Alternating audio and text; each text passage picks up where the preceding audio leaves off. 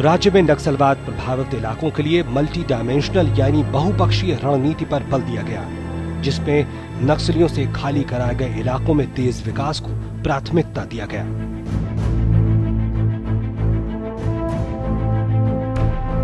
We have about 3,800 habitations, many of them inaccessible, scattered, and some of them in very remote and far-flung pockets of the district. So connectivity is a major issue here.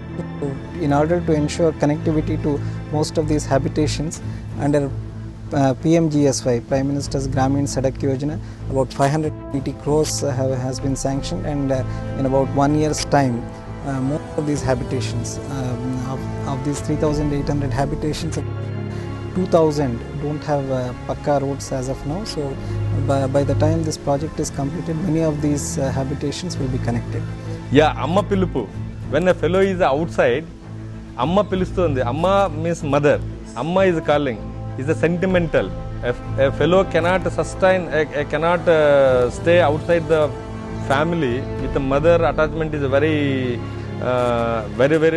strong bond. So we are appealing the parents. We are designing the program that the parents, Amma, particularly mother, is calling in the before the media, where is giving a slogan regarding his son coming to the mainstream like that. So many successes are there. So many people surrendered. So many people surrendered. At the same time, we started Sadbhavana Yatra. There will be no cases once a person surrenders. The amount will be handed over to the same person. Some people are carrying 20 lakhs, 13 lakhs, 15 lakhs like that.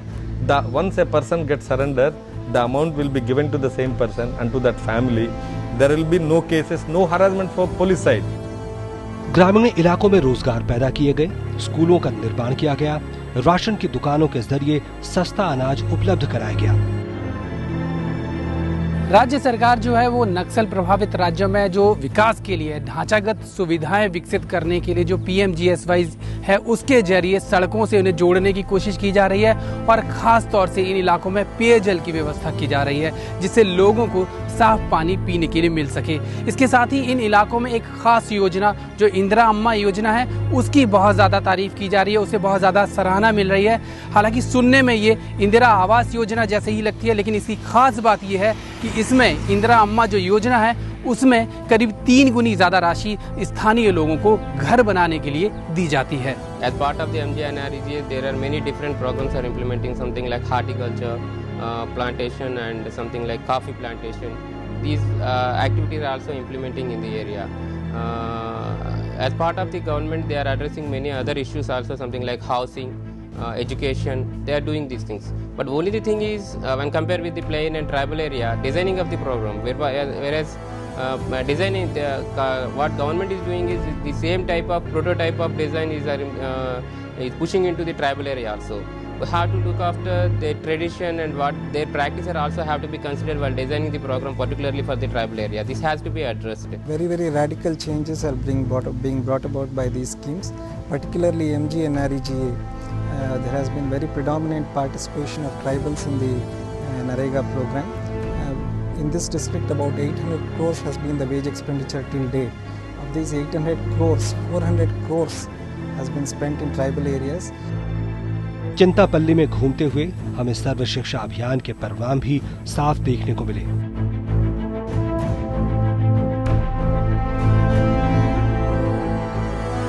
Under integrated action plan, this district has received about 60 crores, and as part of the development initiative in these areas, in about 600 habitations, drinking water facilities have been provided. Road works have been taken up in about 150 habitations, and youth training centers have been set up as part of the integrated action. लेकिन जो सबसे बड़ी बात है वो है जनता की आकांक्षाओं को अपनी आवाज मिलना। और जुलाई 2013 में विशाखापट्टनम में हुए पंचायती चुनाव इसका एक बड़ा उदाहरण बनकर सामने आए।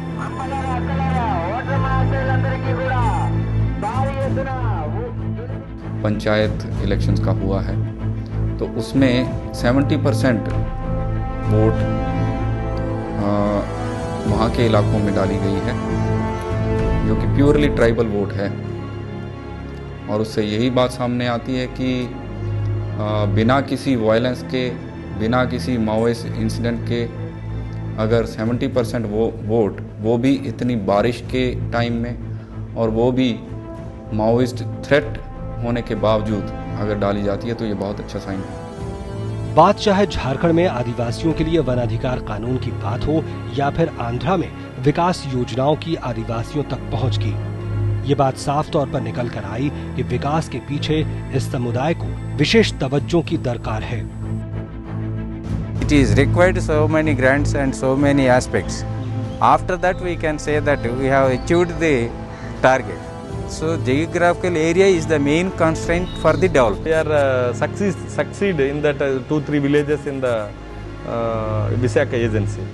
So they brought so many problems to the notice of the police. Immediately we brought that problems to the notice of the collector and the district administration. They have sanctioned lot of money, crores of rupees regarding the water basic need. We need they need water and the roads, and they need some ambulances. Government has provided immediately.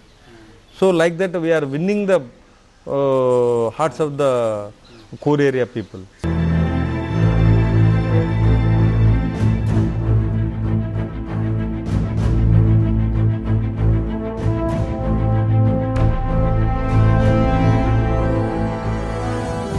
Chintapalli से वैजाग होते हुए हम हैदराबाद पहुंचे और यहाँ के चमचमाते विकास की झलक भी हमने देखी, लेकिन बार बार दिमाग में ये मुद्दा गूंज रहा था कि ऐसे राज्य जिनमें पिछले कुछ सालों के दौरान 7% से ज्यादा विकास हुआ है, वे माओवाद प्रभावित थे।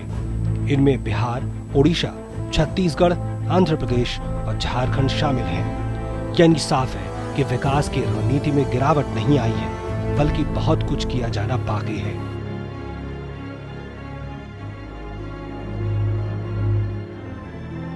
हम दिल्ली की ओर रवाना हुए। लाल गलियारे के सफर के दौरान ये तो साफ हुआ कि इन कहानियों में विकास की गाथा भी है और वो दुष्कर और मुश्किल हालात भी जहां संघर्ष जारी है बेहतर आने वाले कल की।